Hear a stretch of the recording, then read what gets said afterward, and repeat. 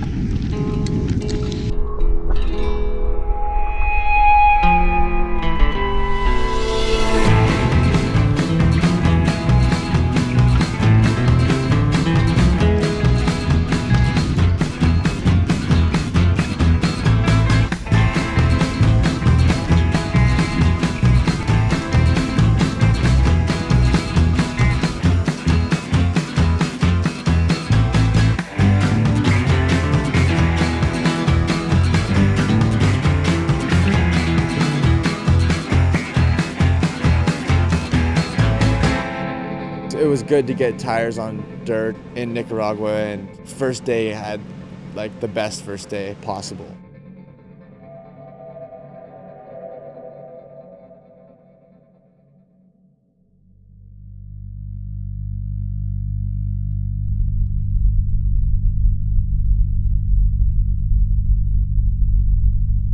The next day we went to San Cristobal. I couldn't even really explain it that well, but we were lost, and we ended up in some village, and there was a family there that was willing to take us to the top of Cristobal, and we were like, well, we've been sitting in a van since 8 in the morning, like we're gonna do something. So we start hiking, and we got bikes, cameras, everything.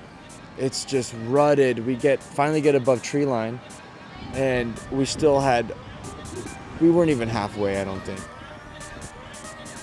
We went as far as we could. We got some shredding in.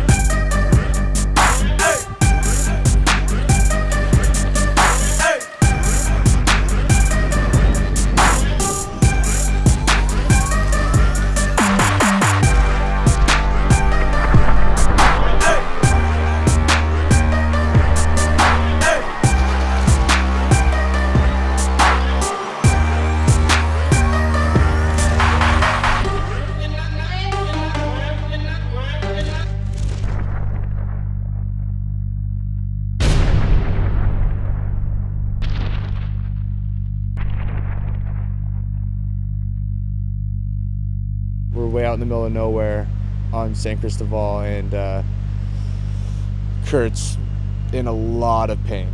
You know, he's in the moment of, let's get me out of here ASAP. So he was laid out for about 4 days after that, but that was a pretty intense moment.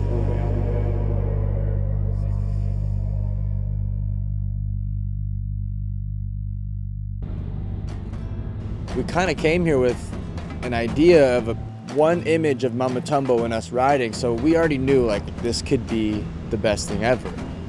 On the other hand, Mount Matumbo erupted like full lava 2 years ago.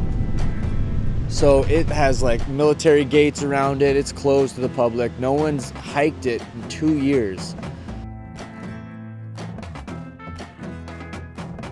We go up another dirt road that you can tell hadn't been driven for a couple years. Like things are getting like intense. You can tell. It's like, okay, this is closed for a reason, and now we're here and we're committed.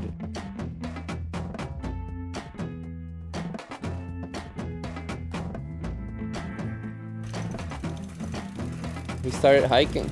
We witnessed some of the most unique places to ride a bike on Earth, I would say.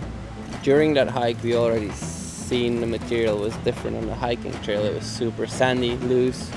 We hiked for 30 to 45 minutes, and then we got to the open faces, and they looked amazing, like rolling, and some of the biggest open face terrain I've been to. This is what we wanted. We came all the way to Nicaragua to hike volcanoes, and you know, here we are and found exactly what we wanted to see. We're gonna have a good time. The only thing is, we're here and we need to be up there.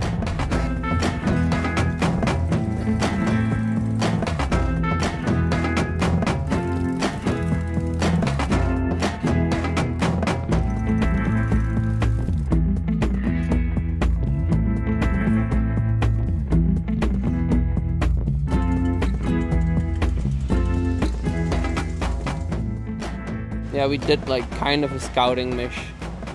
That's probably one of the best things I've ridden. There's just that many good stuff there. Yeah, dude. Here we go.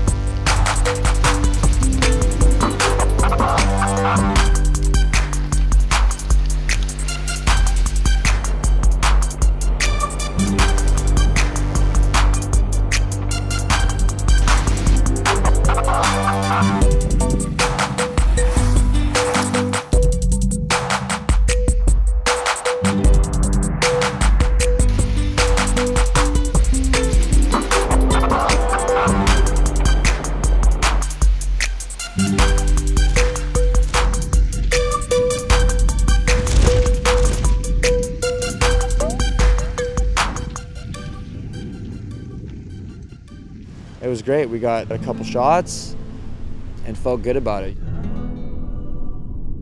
Underlying pressure was building. It's like Mount Matumbo's got some gold there.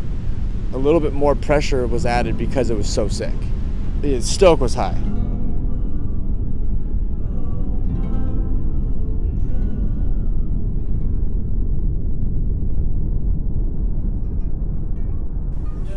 There was like some crazy fireworks going off at night. We're all together, and you know, we're with Kurt as well. We're all hanging out, and Kurt's still real stiff. You can see it in him. He knows that we had a good time at Mount Matumbo. We've told him at this point, and we kind of just were like, here's the laptop, show him the footage we got, and instantly he's getting a little looser. I'll go check it out. You know, I'll get up. We're almost like feeding him stoke, and he's just getting looser, and it's almost helping his injury. Like, we woke up that next morning and everyone was on the same page. Like, I barely slept. We were all just fired up. We load up the trucks, we pick up Sorgi, we make our way to Mount Matumbo. We were really keen to get out there and nail that. We knew that the heli was going to be there at 3 o'clock. We had a game plan. It was like, okay, we're going to go make base camp at the tree line, Sorgie's feeling okay. He gets to the top all right. It's one of the best things I've seen, I think, riding. Yeah, one of the biggest open slopes you ever seen. Yeah. For sure. Rolling black pumice. And it's all good. Of course, I wanted to make it to the summit right off the top, but getting there, realizing how huge that volcano is, I knew in the state I was in, there's no way I'd be able to make it to the top. Nico and I lighten up our backpacks, load them with liquids, understand this is a humongous venture we're about to go on, and almost feels a little bit eerie. We're about to hike to the top of this volcano that has been closed for 2 years to the public because it's active. We don't know if it's actually rideable. Nico and I are at this crux moment. What do we do? We were a bit worried about making the shot, if it would be possible to ride that top line or not. And we had another hour, and we almost needed an hour hike to make it there. So Kyle sacrificed himself and walked down, and we split up. So I took the top line, he took the bottom one, so we would always get a shot.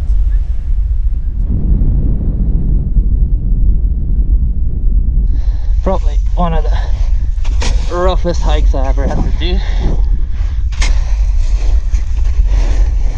Probably one of the dumbest things I ever did. Maybe. Not sure yet. But it looks worth it. As you can see, there's smoke coming out of the volcano there.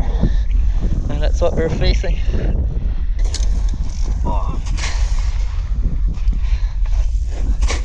I'm not trusting it very much. You see it smoking. I don't like the sulfur. So I'll just cruise down and get the fuck out of here. I'm not gonna wait for the heli. Sorry, boys. And my chain came off. Please, not here.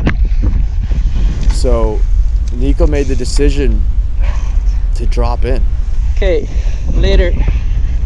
This was like almost like a soul rider's moment.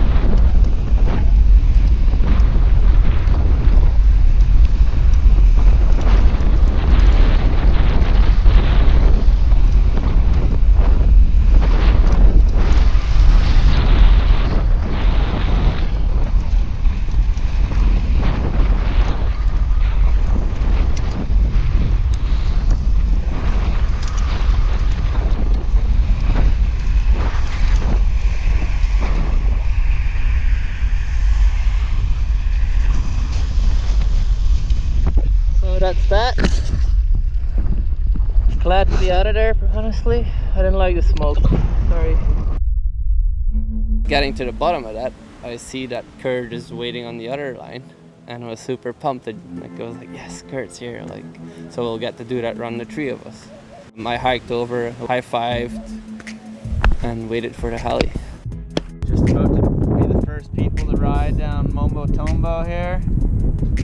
Yeah, the valley here is pretty much socked in with sulfur. The volcano's been just chuffing out tons of whatever comes out of that thing. It seemed like there was a storm coming in. So heavy winds, rain, toxic fumes, rolling rocks. So there was a lot of turbulence going on. Like the heli just couldn't get close enough. Apparently pretty, like what I heard from those guys in the heli, it was pretty wild in there. The heli decided his time was up, so he just returned to home base. I say give it a 10 count and send it back. Okay, sweet. Yeah, here you go. Get it? Yes, dude. 10, 9. I was given the countdown, and I I get to one and he drops in and I still stand there with the walkie-talkie in my hand. I'm like, Kurt! One. Wait, Kurt. Go. So I shove it in my pocket, sprint to catch up with him.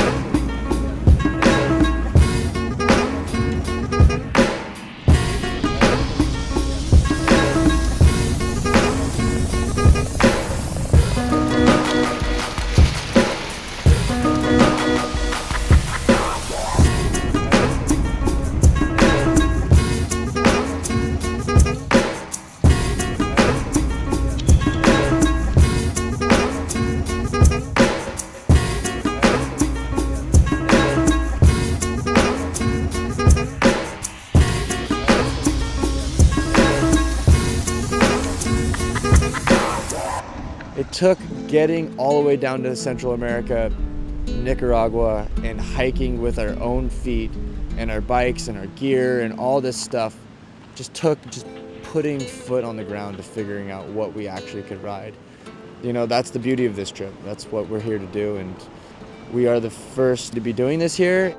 You know, we made the most of every experience. Just take it as it comes, because that's what you get, and have as much fun as possible. And with our crew, that's really easy.